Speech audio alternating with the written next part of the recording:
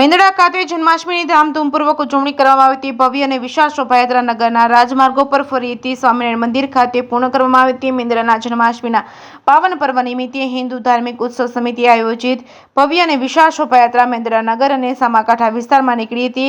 આ શોભાયાત્રા સવારના પટેલ સમાજ ખાતેથી શુભ આરંભ કરવામાં આવ્યો હતો, જેમાં વડીલ ચોક, જૂની મેઇન બજાર, અજમેર ચોક સહિત નગરની વિવિધ સોસાયટીમાં શોભાયાત્રા નીકળી હતી।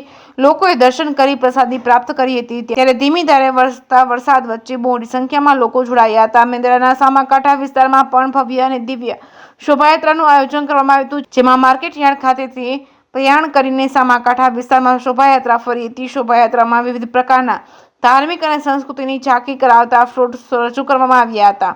આ શોભાયાત્રામાં મેંદડા શહેરના નાના મોટા તમામ વેપારીઓ દ્વારા પોતાના ધંધા રોજગાર બંધ કરી શોભાયાત્રામાં જોડાયા હતા। આ શોભાયાત્રાના રૂટ પર ગલીએ ગલીએ મટકી ફોડવાના કાર્યક્રમો યોજાયા હતા અને નંદ ઘેરો આનંદ ભયો, જય કનૈયા લાલ કી, હાથી ઘોડા પાલકી, જય કનૈયા લાલ કી જેવા વિવિધ નારાઓ સાથે મેંદડા નગર કૃષ્ણમય બન્યું હતું। જે કે ગુજરાતી સાથે કમલેશ મહેતા, મેંદડા।